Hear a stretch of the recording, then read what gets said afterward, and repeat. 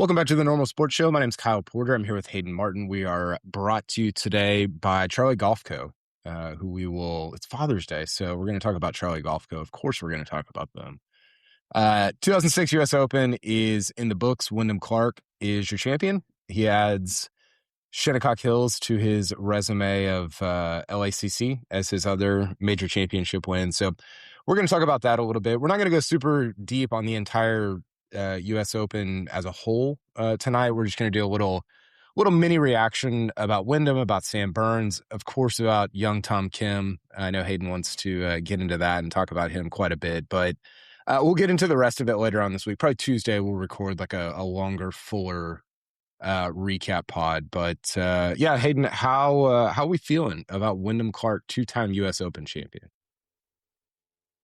Yeah, I mean, I would say it's weird in how we got there. You know, like Yes. I felt like it was kind of over last night. You know, I think I expected maybe like a 4-shot win. So the fact that he won maybe isn't all that surprising.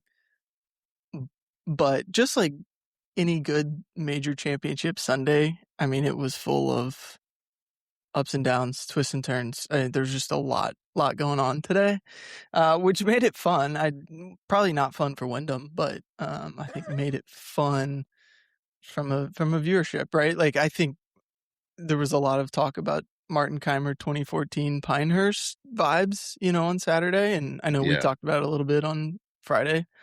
But today did not play out that way. It was almost a little more like Brooks at Bethpage, a little coming back, you know, and, you know, is there hope? I don't know, but it was more fun day than I expected. That's a great comp. I didn't even think about the Brooks DJ at Bethpage. Brooks pulled away more in the end than Wyndham did today. But that's a really great comp. You know, I think the first time I went out, I'll just kind of break down a little bit of my day and then we can kind of go off that and talk about it. But I went out with, I didn't go out early with anybody. I was kind of just taking it in, watching a little bit on TV, cleaning up some other stuff, calling my dad and grandfather and doing, you know, just Father's Day stuff and everything. And so I didn't go out until Wyndham and Scotty teed off. And of course, half the media center is inside the ropes with them. And so you're like, okay, well, what is this beneficial? Like, what am I doing here? And then Burns makes the early birdies. And whenever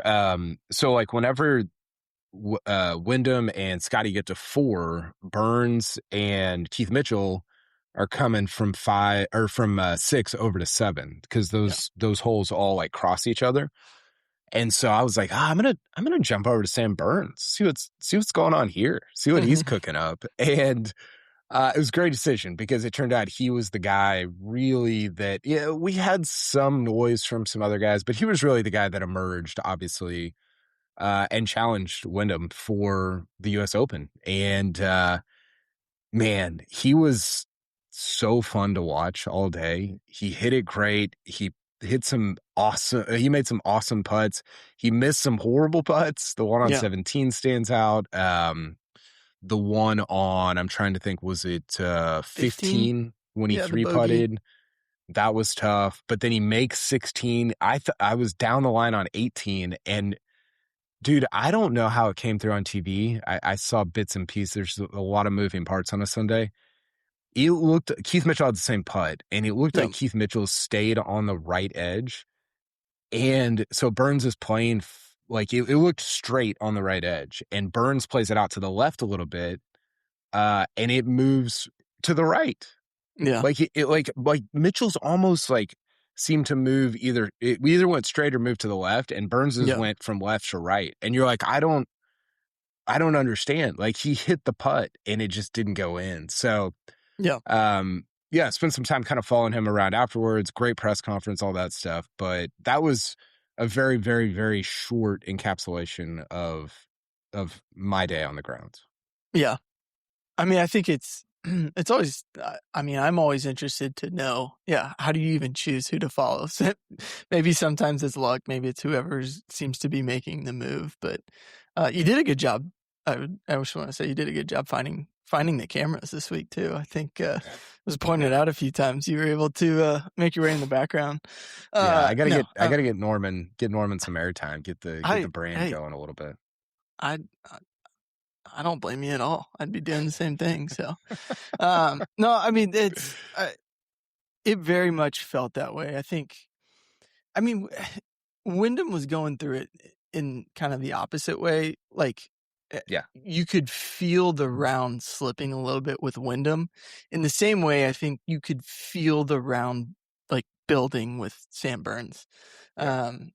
I, uh, I think I said something maybe Friday. I said I wouldn't be into a Sam Burns win.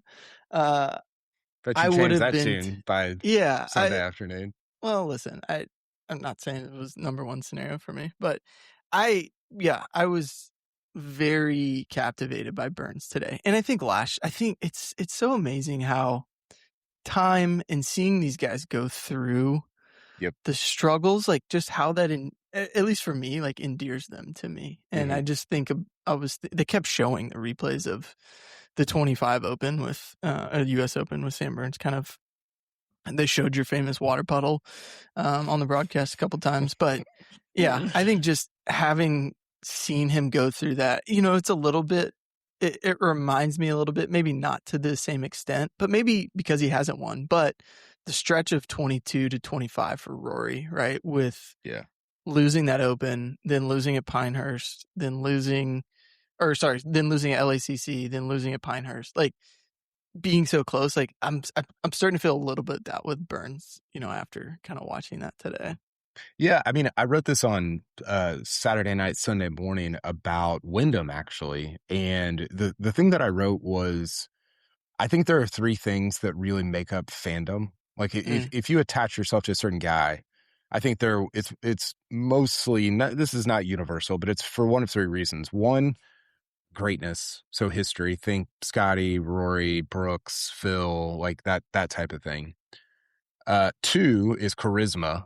So I'm thinking like an Adam Scott or a Ludwig. Like you're just like all these guys are Cool. golf nerds, but you just look kind of cool. Like you seem cool, and so I think that's another one. I don't necessarily think Burns falls into either of those categories. But the third one is relatability. And I don't mean like, oh, I could hit that shot or I could like none of what these guys do is relatable, but rather like, oh, that guy seems like he would be cool to have a beer with, or I feel for him because of what he's gone, like the losses that he's gone through, or in Gary Woodland's case, something off the course that he's gone through, different things like that. And I think Burns is starting to become more of that third category. I look, like, is he the most exciting player in the world? Does he have the most charisma in the world? No. I do think he's like kind of an underrated competitor. Like I love Yeah. watching him in Ryder Cups. I don't Yep. know if he's the best like Ryder Cupper we've ever had, but I think he's really fun to watch. And I think that third one is starting to build a little bit. Like he is, I think he's become relatable over the last couple of years of like, man, so close. Like, and he said this after his round today. He was like, I felt like I lost last year. I didn't feel like I lost this year. I felt like Yeah. I played as well as I could have and didn't really lose it, even though I got beat. And Yep. so, I think all that makes him, I don't know if he's a tragic figure, but he's become somebody that I think people are like, oh, like I attach myself to him because I've seen him kind of go through some stuff. It'd be very cool if he won a major championship at some point. Yeah. I mean, I think for me, there's a little bit like it's like the Justin Rose over the last couple of years too. Yeah. Like the seeing him, yeah, not necessarily kick it away, but not quite get it. But yeah, I would totally agree with Burns. I think I would say for me, the narrative has shifted with Burns around the competitiveness. Hmm. Not that like I don't know how competitive he is. Like that obviously is not something you can easily glean from TV, especially in maybe week to week events. But the other thing is like obviously like his nickname was right Bermuda Burns, and like he's almost been put into a silo of just like he's just the best putter on tour, which is true. He's one of the best putters on tour, but he's also a lot more than that, right? Like Yeah. he is. He's got a little bit of like similar to Russell Henley with more distance, right? Like he gets the ball in the hole, like we talked about on Friday too. Like he, especially when things get tough, it seems like Sam Burns is somebody's going to show up on a leaderboard. So he came a long way this week for me. And maybe it's just the Shreveport grittiness. I know we have some Shreveport friends who would call that out, but it's been fun to watch. I think a couple things. One is I like that he shows like how intense and competitive he is. Like I think all these guys are extremely competitive, obviously. Like you're not really on the PGA Tour unless you are, but sometimes with guys like we talked about this with like Fowler and Ludwig, and there's a lot of guys that are like this. It's like, dude, even Aaron Rai at the PGA, he makes that long putt and just no reaction. And you're like, give me something to like relate to or hold on to or any, and you don't have to, like, whatever. But just as a fan, like I want that hook to be drawn in. Yeah. And I think Burns has a little bit of that. It's more on the competitive side than it is on like the charisma or the reaction or anything like that. Things are moving quickly out there. It seemed like he gave a pretty good fist pump on 16 after he makes birdie there. Yeah. And, obviously it means a lot to him. And sometimes you're out there and you're like, is this guy not Burns, but with other guys, this guy a robot? Like, does this mean a lot to him? Like, is this meaningful? And with him, you don't have to question that. And I think that's very cool. And then I think the other thing, and this is a little inside baseball, but so we're waiting around for him to go to do media, and he's kind of doing like this car wash. He goes to Sky Sports and then he goes to Golf Channel and do all this stuff. And Scotty walks up because Scotty had just gotten done. Obviously, he was with Wyndham. They were finishing up. Scotty's about to do media also. Scotty's carrying his kid, and he walks up, and they hug. And Scotty said something to him. I couldn't quite hear it. And, something like, it's close or good, whatever. And then they kind of go their separate ways. Then they cross paths again as Scotty's leaving the press conference and Sam Burns is about to enter, and they go up and hug again, and Sam like hugged Scotty's kid, gave him a kiss on the head.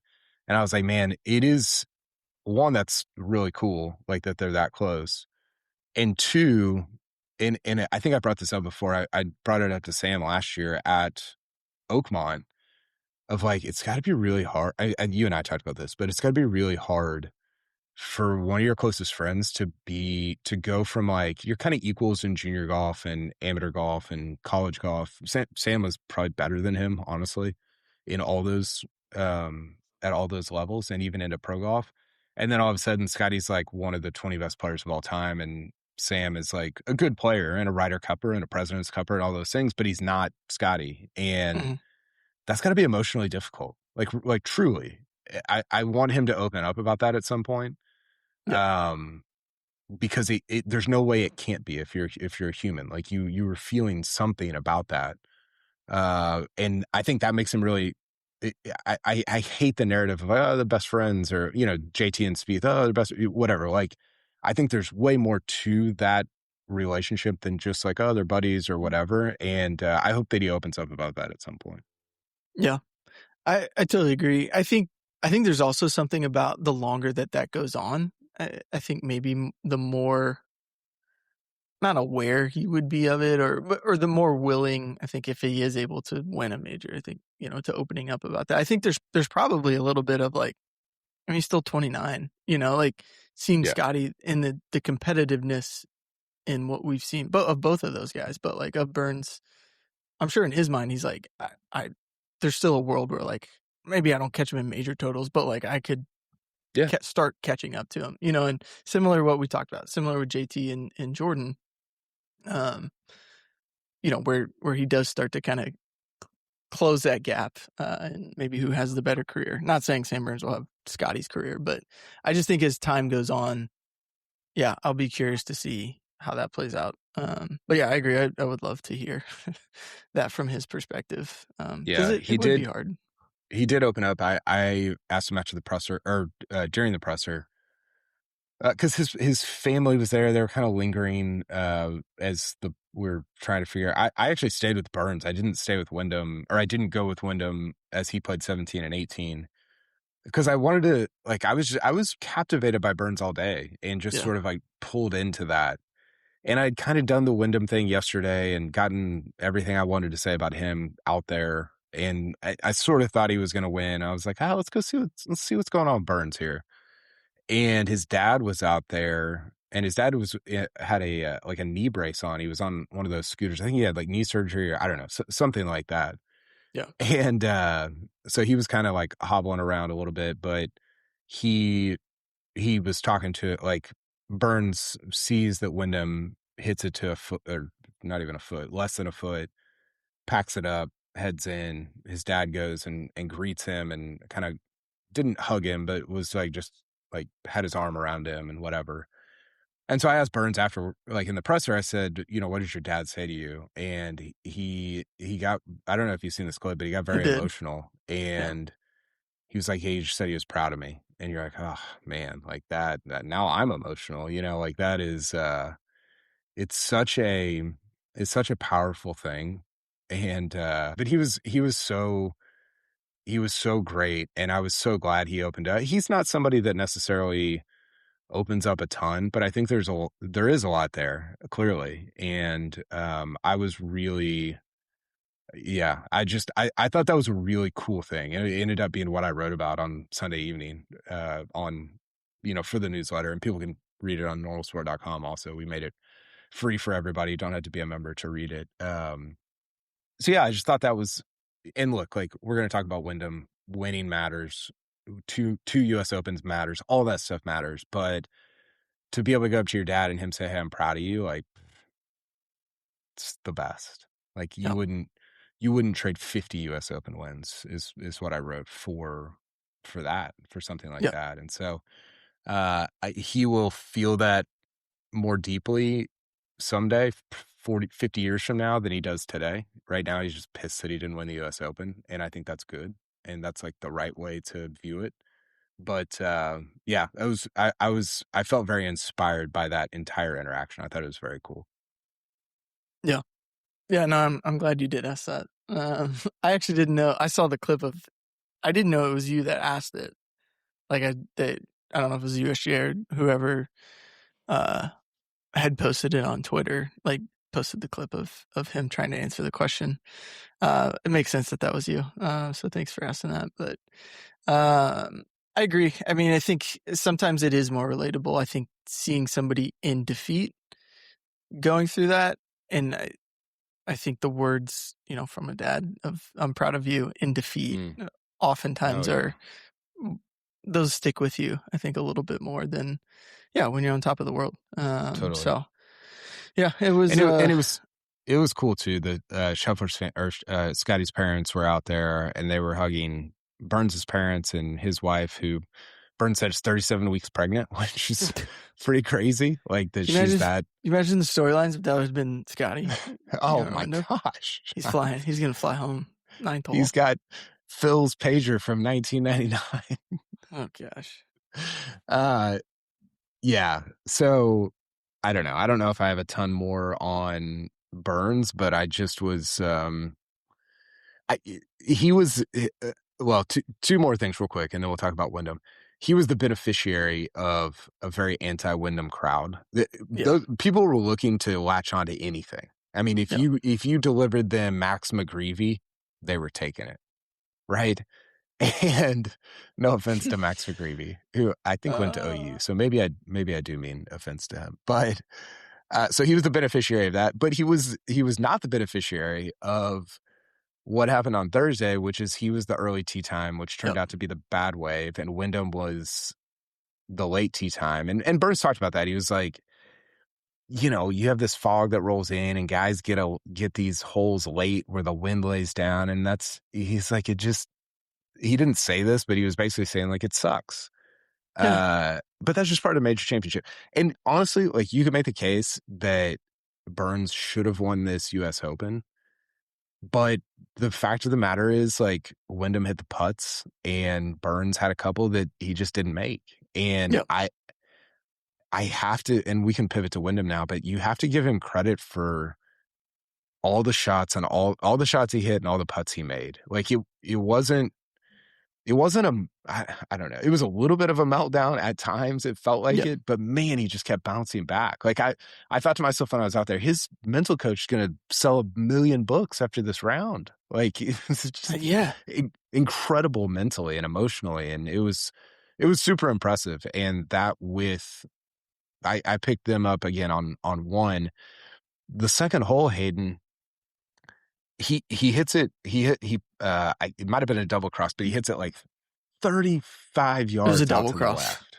It was so far left.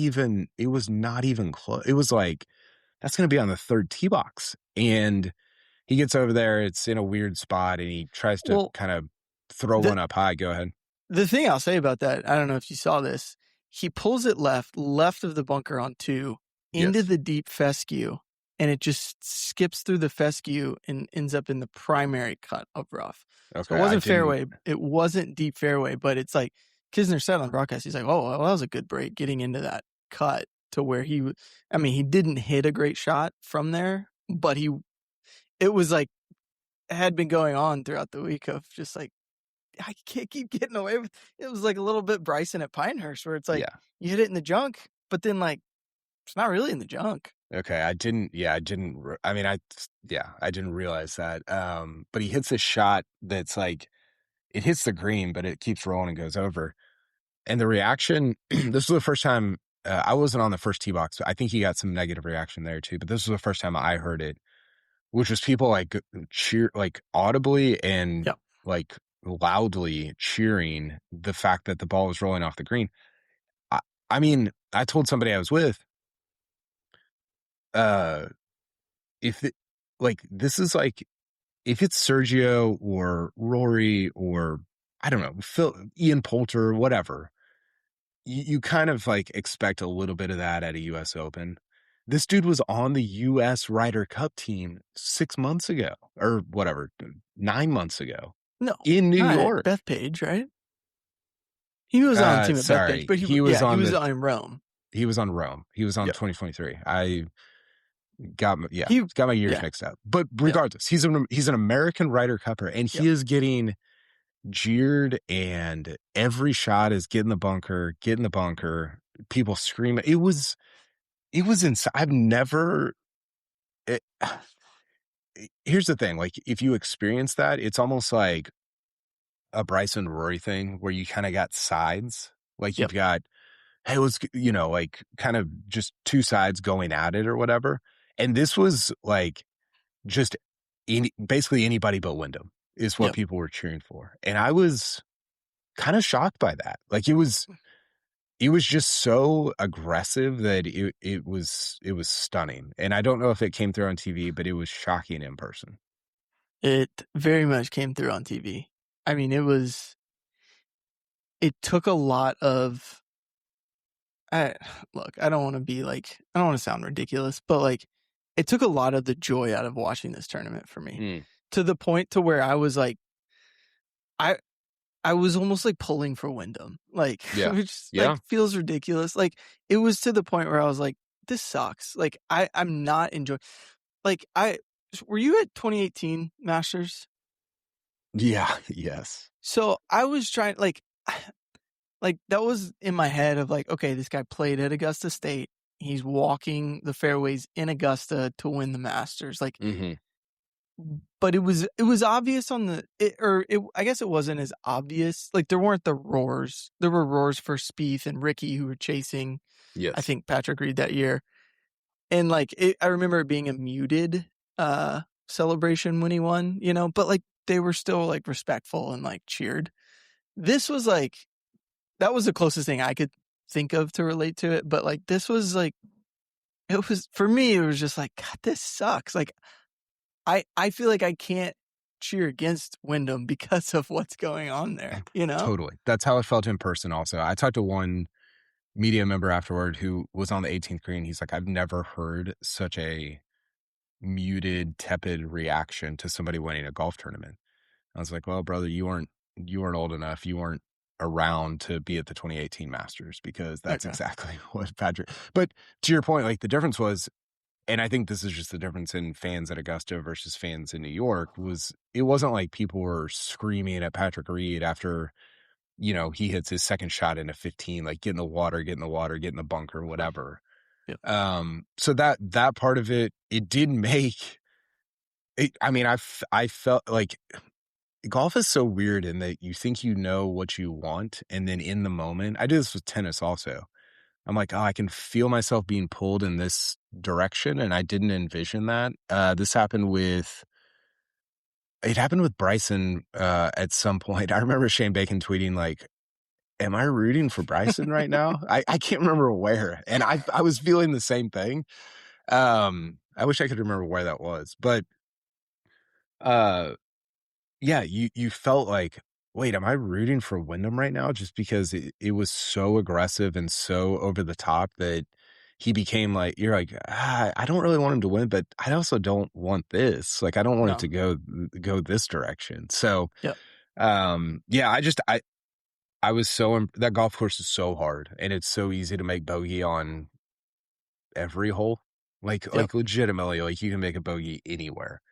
And I was impressed with his grit. Like, I don't know that Totally. he stands out as like a grindy, gritty, like nails type guy. Not nails is probably not the right thing, because he did show some like Scotty said he showed some stones down the stretch, which he did at LACC also, but I don't necessarily think of him as like bouncing back. Like, I think of him more as like a front runner type Yes. player.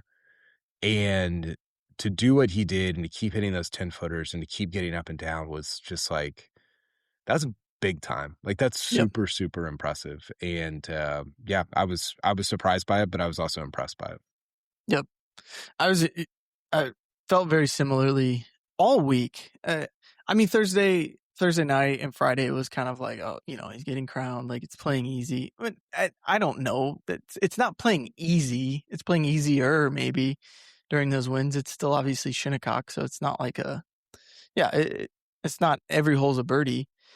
But I think for me, Saturday and Sunday, I just expected him to come back and fade. And he did a little bit today. I think probably some of the pressure was part of that. I think, just how hard the course was. And I mean, he hadn't shot over par all week. And so it kind of felt like one was coming, cause it came for everybody, but other than Keith Mitchell. But,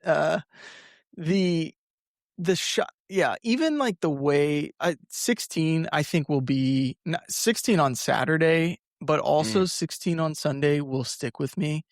I think his recovery shot out of that fescue, clearing the bunker, getting it back into the fairway, because I don't, maybe Twitter was joking about it. I was a little behind, so I wasn't participating, but I was following the Normal Sports Slack channel.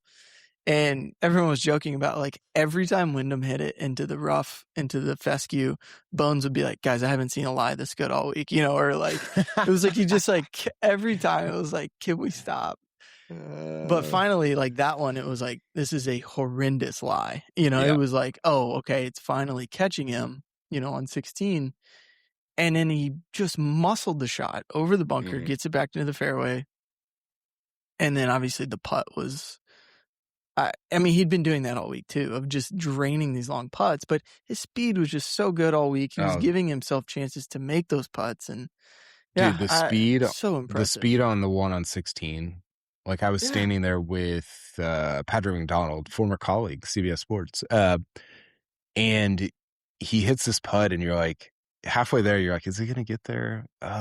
It might. Like, it's really, and it's like the drippiest looking, just 2 rotations in. Like, it just looks incredible. Like I had a side view of it kind of from up the hill on 16, and like just the way a putt closes distance to the hole, you can kind of tell like if the speed is right, and it just looked so right the whole way, and then it just barely like gets over the edge and just drips right in, and it was really cool. It was awesome to watch. Like, that was a really cool putt.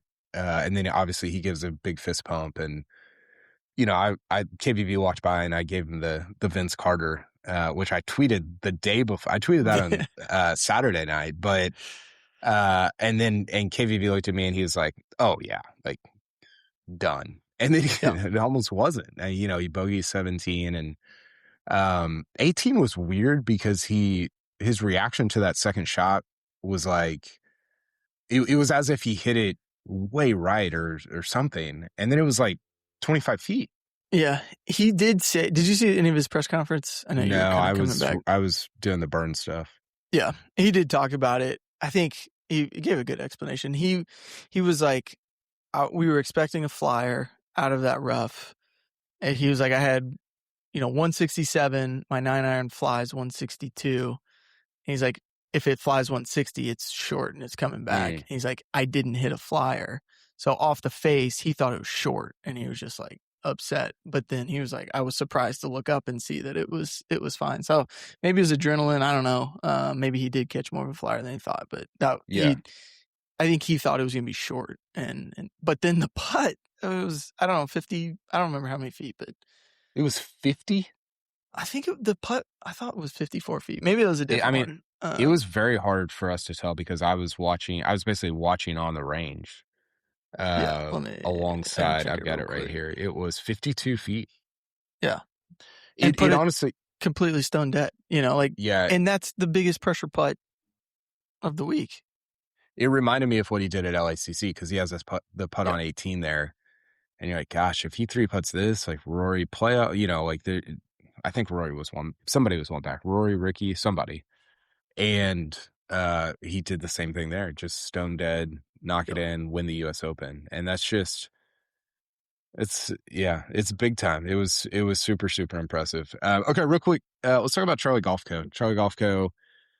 They have of course, we got to talk about them on Father's Day, Hayden. They make clubs, bags, all kinds of stuff for either toddlers ages 2 to 5 or junior golfers ages 5 to 8. And right now they have this really fun limited edition Stars and Stripes bag that they're selling on their website. They're actually sold out of the stars, but they still have the stripes, and you can go check them out, charliegolfco.com. We had a different sponsor for the newsletter today. I can't remember who it was. We'll bump them to Tuesday or whenever we send out our next newsletter. But I was like, we can't not put Charlie Golf Co. in there for Father's Day. All these guys talking about their dads. Miles Russell gets his dad to caddy for him up the 18th. Like, all this stuff. I'm like, we gotta shout out Charlie Golf Co. Their stuff it's unbelievable. And I was thinking about this. Tyler, who's one of my buddies who started the company and did it out of his garage and now does it out of a warehouse, and his dad helps him and his kids help, all this stuff. Exactly the kind of company that I want to run. He makes really good products, obviously, but I think the thing that excites me about their company is they make products that engender more time with the people that you love, whether it's your kids or, I guess it would nieces, nephews, whatever. I think that's a really cool mission for a company, and they do a great job of it. So check them out, charliegolfco.com. Their Stars and Stripes stuff is really cool, but they've got a ton of other stuff as well. Okay. Anything else we want to react to today, or should we start wrapping this up? Yeah. I mean, you joked about it. I will say I was impressed with Tom Kim today. Like, he's been bad for a while. I think of Tom Kim as somebody, if equipment looked different, I think we would look at Tom Kim maybe a little different. I know obviously Netflix gave him, there's, the way he came across the Netflix documentary, maybe not super great. There's been a lot of chatter about maybe being immature, whatever it is. For whatever reason, like, I enjoy watching him play golf. He's slow, obviously very slow. But something about him, I actually enjoy it. So I was just impressed to see him kind of hang around today. Do you know how old he turned today? He's 23? 24. Okay, 24. But how long has he been in our lives, I forgot. He and Scotty have the same birthday, don't they? I forgot about that. They shared together. That was the whole thing. I don't... I think I like Tom Kim more than maybe most. the whole narrative around him when he first came out and was like, he won Vegas and he won something else, and people are like, oh, like And the this is President's Cup yeah, this is at the Quail guy. Hollow. And you look at his numbers and you're like, I don't think this is the guy. Like I don't like okay, he won a tournament, he won two whatever it was. But like just the way he's a like a good player. He's an okay Yeah. player. Um but I will say he's been awesome at US Opens. Like if you And look at majors. I mean, well, I shouldn't say all majors, but he had a T2 at the Open. so US Opens, obviously he finished it. What he did was he solo third today? Yeah. So T33 last year, T26, T8, and 23. So Yep. never missed a cut, never outside the top 35. Like he's been good at the US Open. Other majors, T2 at the Open, T16 at the 2023 Masters. That who won that? That was Rom. Rom. Rom's here. Yeah. That's kind of it. Yeah. He hasn't been amazing elsewhere. I'm totally with you. I don't think Tom Kim will ever be a top 10, maybe definitely not top 5. But like I just think he's when the golf maybe is a little different, seems to play pretty well. Maybe different than PGA Tour golf. So Yeah. Yeah. I want to talk more about like Sam Stevens was somebody that I was super impressed with this week. Did you see the stat on Keith Mitchell, the first person to ever shoot 4 straight even par rounds at the US Open? And he did it with a 41 on the front or whatever. I can't remember what side he started on. He started 41 and he shot 70, 70, 70, 70. Yeah. That's crazy. Super impressive. We were walking on 14 with Burns's group, and I was with Joel Beal, and he looked over and he's like, what if JT Poston wins? He's like, what are we gonna do? Like, what are we gonna who's like, has anybody seen a shot that he's hit? Yeah. He shot 67 on Sunday and finished 4 back. Yeah. I think he lost strokes. I was looking, he lost strokes. Oh, off the tee. Sorry. I thought it was approach. He lost strokes off the tee this week. That would be crazy. I did have the only good joke I had this week was that at one point. No, he lost half a stroke approach this week. JT Poston and finished T4 on the week. On the week, he had it was minus. I mean, he putted. He gained a stroke and a half putting, and then that's crazy. Yeah. So sorry. The only good joke I had this week was on Sunday. Sam Burns and Keith Mitchell are together, and Mitchell was kind of taking it to him at one point. I can't remember when, but I looked over at somebody and I was like, not the first time Slam and Sammy's been bodied by the Mitchell report here. And I think that's like a joke for like 7 people, but you're definitely one of them. So I appreciate you being on the receiving end there. Well, I was actually pulling for, I was just going to say this. I was pulling for Poston today because I don't know if you saw in one of our group threads, someone asked if JT would ever win a major again. And I said, I think he might. I think JT Poston could win a major. And he showed it this week. The real JT has 2 majors to his name. So whoever asked that is being disingenuous. Anything else on Burns or Wyndham that we need to react to? I don't know that I did a great job of summing up what it was like out there, but it was, man, just some of the shot. We talked about this on Friday, I think, but some of the shots, it's not even like it's a different sport than the PGA Tour. I mean, I was standing behind, obviously you saw me a lot, but I was standing behind Burns and Keith Mitchell on 11, and the pin looks like it's floating. It looks like it's like in the middle of the sky, and you're just like, and the way they, and this is a dumb take, like this is true of all these guys, but like the way they strike the ball and the way it comes off their club, you're just like, God, it's so freaking awesome. But the difference is when you're at the CJ Cup, you're like, okay, that's like middle of the green, or that's, whatever. And here, every time a ball comes down, you're like, I don't know. They don't know because you don't know how it's going to bounce.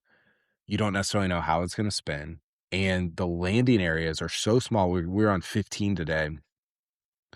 and that pin is in the front. And I looked over at Andy and Joseph Lamagna, and they're like, you can't get it anywhere close to the pin. Because Yeah. if you're short, you're making at least 5, probably maybe 6, because there's nowhere to go short. And then if you're deep, you have an opportunity to do what Burns did, which is 3-putt, because you can't get the speed. It's just every shot is so stressful. Like, it's Yeah. so stressful, and it is such an amazing course. I think I said this on Friday, but Pinehurst and Shinnecock for every U.S. Open, and I'm very happy about that. Yeah.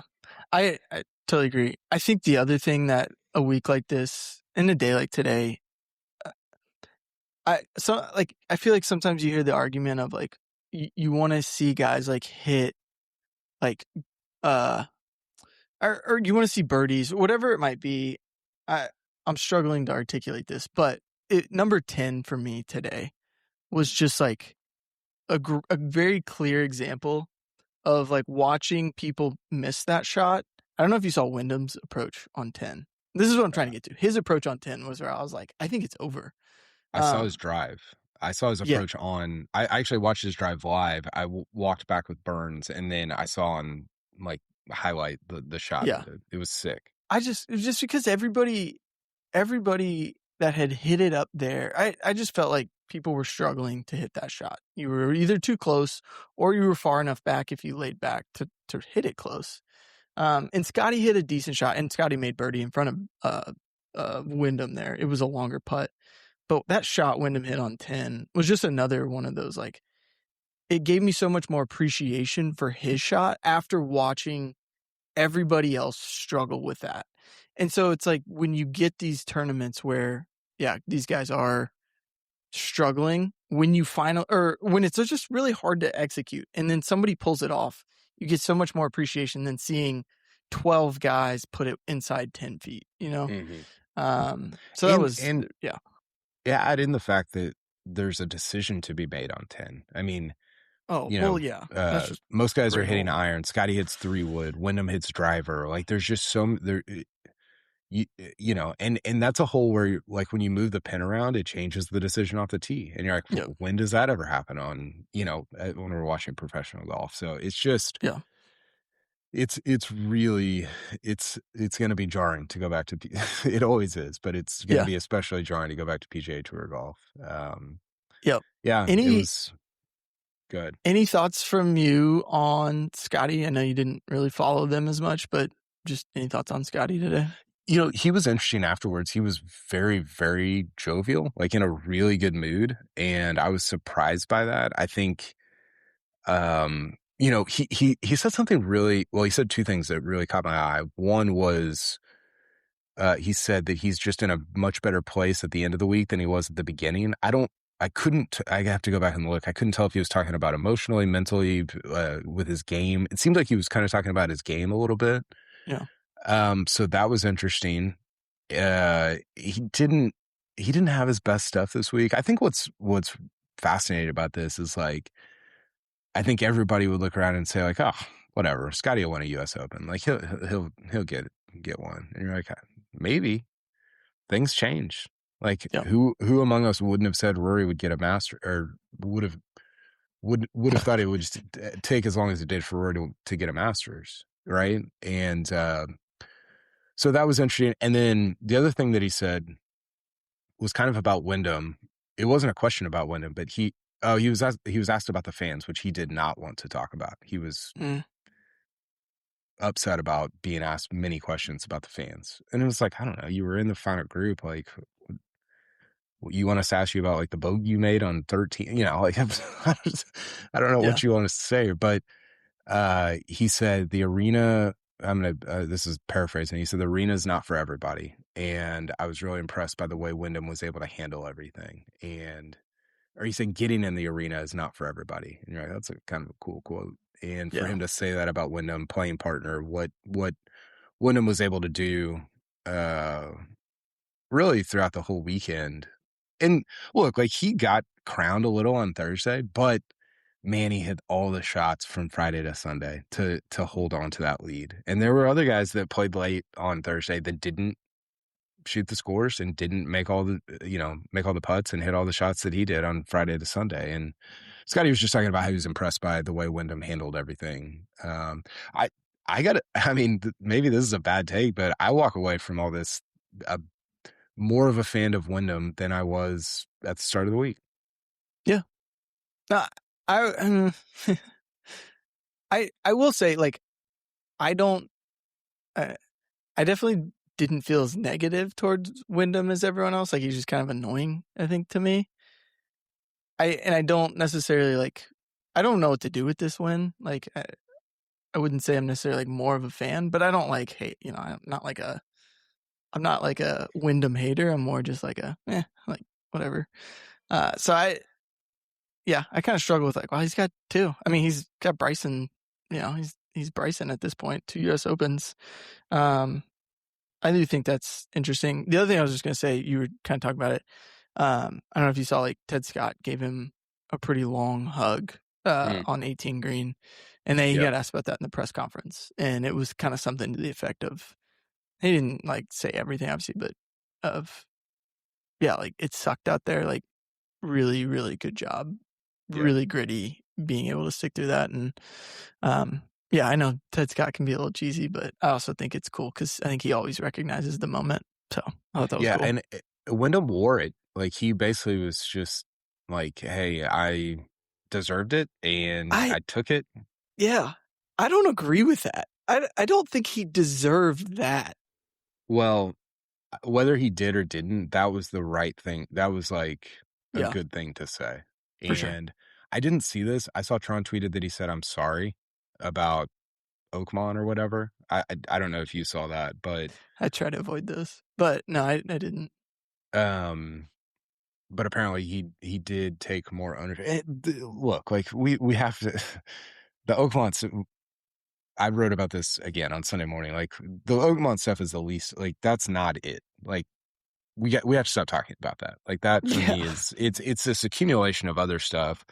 And again, people can read my piece. I think that basically the thesis of it was, I don't want to get this wrong. I said, hold on just a second. I said, I don't really think Wyndham is trying to pull one over on people. That takes a special kind of sociopath, kind of like a Phil. What I do think is he doesn't really know himself, his true self. We have all either been around that person or been that person ourselves. I believe the reason people don't like Wyndham Clark is because he seems to think he is someone that he has repeatedly shown us he is not. And for whatever reason, like, apparently all the fans here felt that also. I don't know whether it's somebody suggested that because it was so hard to get to this U.S. Open, it was ball knowers only. So it's only people that listen to like NOU and Shotgun Start and are deep in golf Twitter and like know all the stuff, which I was like, that seems crazy if that's the case. I mean, dangerous for professional golf if that's the case. For sure. But I think that somebody tweeted this out, that he now has an opportunity to be a U.S. Open champion that evolves and, starts to, people change, and I'm hopeful for that. I don't know. We'll see. But like, I do think, what I wrote in the piece for Saturday night was like, grace abounds. Like, people deserve grace. And I think that he deserves that. I think he's, again, Oakmont lockers aside, like, he's sort of over and over proven himself to be somebody that maybe doesn't match up with who he thinks he is. But we'll see going forward. I'm hopeful for it, and I think he probably is as well. Yeah.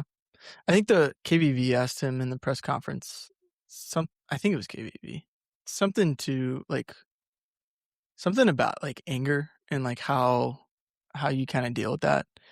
And I did think, because I had some reading like what you had written last night. Like, he's like, I don't get angry anymore, which is a blessing. In my head, I was just kind of like, well, I don't know that that's right, and maybe it is like his evolution, and as we all change, we all still get angry, right? It's just kind of how we maybe deal with that. And I thought that was just kind of it caught me off guard a little bit, and like, well, I just really haven't been getting angry lately, and obviously that is a blessing, but it will come again, and Hmm. I think he has.